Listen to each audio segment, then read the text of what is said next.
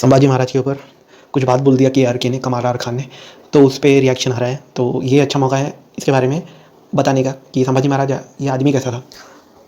बचपन से इवन जो हिंदू नैरेटिव रहा है उसमें ये जो संभाजी महाराज है उसके बारे में मैंने बचपन से सुना है कि इन्हें अपने बाप को धोखा दिया था और ये मुगलों के साथ मिल गया था करके। लेकिन अभी की जो फिल्म है इन लोगों को इतना वाइट वॉश करा जा रहा है, इन लोगों को एक भी हिंदू जो हीरो है इन लोगों का, उसका बेटा हो गया, उसका भाई, उसको ये जाने नहीं देना चाहते, उसको ये दगाबाज नहीं बताना चाहते। तो इसके बारे में हम देखेंगे उसने क्या क्या किया था। तो इसके बारे इन लोगों के बारे में जो क्लेम है हिंदुत्व के, जो जहन में इनकी एक छवि बनी हुई है, तो उसको हमको ढहाना ज़रूरी है, ठीक है, उन पर हमको आघात करना ज़रूरी है। तो इनके इसके बारे में कुछ बातें आपको पता होनी ज़रूरी है कि मुगलों के साथ मिला हुआ था। ये बहुत रिलीजियस आदमी नहीं था, इन लोग रिलीजियस लड़ाई नहीं लड़ रहे थे, इन लोग कोई बहुत बड़े इन लोग शासन के लिए नहीं लड़ रहे थे, ठीक है। छोटे मोटे इन लोग दुर्ग पे हमला करके जीतते थे और उस पैसे रैंसम लेते थे, पैसे फिरौती के पैसे मांगते थे। जितना इनका रिलीजियस झगड़ा था कि अगर रिलीजियस झगड़ा होता तो इन लोगों की टीम में मुसलमान क्यों थे, पहली बात। दूसरी बात, शिवाजी के बाप का नाम भी तो शाहजी था, जो कि उर्दू नाम है पर, ठीक है। इवन शिवाजी महाराज जो था वो, जैसे मैंने वीडियो में बताया, अगर आप पढ़ोगे तो आपको दिख भी जाएगा कि ये जो था पेंशन लेता था मुगलों से, ठीक है। तो मनसूबदार थे इन लोग, ठीक है, जो इन्होंने बाद में बगावत कर दिए थे। तो बगावत करने का भी कारण था, इनको ज़्यादा पैसे चाहिए थे।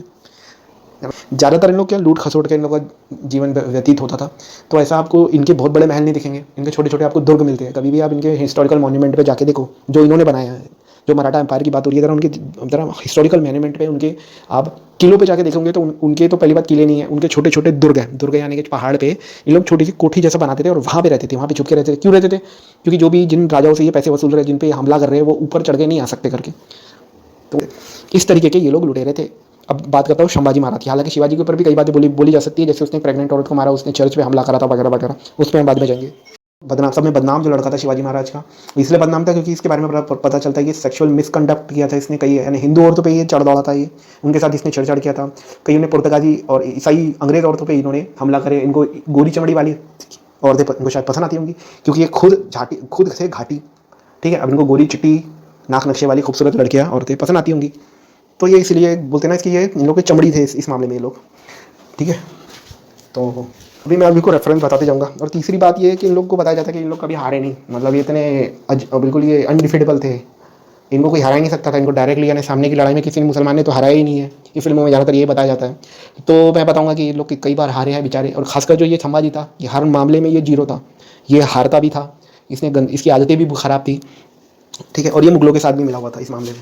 कमाल आर खान के ट्वीट को ट्वीट करते हुए मैंने कुछ इसको इन्फॉर्मेशन दिया हूँ, तो ये बात आपको नोटिस करनी की। तो मैं तीनों सोर्स बताऊंगा इसमें, मराठी सोर्स भी बताऊंगा, इंडियन सोर्स बताऊंगा और मुगल सोर्स बताऊंगा, और जो इंग्लिश सोर्स है, जो फिरंगी है, उन्होंने ये संभाजी महाराज के बारे में क्या क्या लिखा है।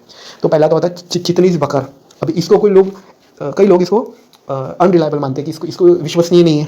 अगर इसको आप अनरिलायबल मान रहे हैं तो इसमें कई बातें शिवाजी महाराज के ऊपर अच्छी बातें भी लिखी है, तो उसको भी आपको कटघरे में खड़ा करना पड़ेगा, उसको भी उस पर भी सवालिया निशान लगाना पड़ेगा अगर ये कंट्रोवर्शियल सोर्स है तो ये मराठी सोर्स है, लिखने वाला हिंदू था, ठीक है, मल्हारो राव चिटनीस ने लिखा था, ठीक है। जी महाराज के हारने के किस्से हम इस पर बात करेंगे, कितना हारता था ये। तो संभाजी महाराज जो था उसने संधि करके जो पुरंदर की संधि की थी, जिसमें इन्हें 23 जो किले थे वो मुगलों को वापस दे दिए। इसके पीछे उसका लॉजिक ये था कि अब वो राजा तो बनने वाला नहीं, तो इनके साथ संधि करके जितने भी किले वापस दे दो उन लोगों को, मुगलों को। शिवाजी महाराज की जो दूसरी बीवी थी राजा राम को अपने बेटे को यानी कि राजा बनाने वाली थी, सोयाबाई के गुट में छावा संभाजी महाराज मुगलों के साथ मित्रता मशहूर थी, ठीक है।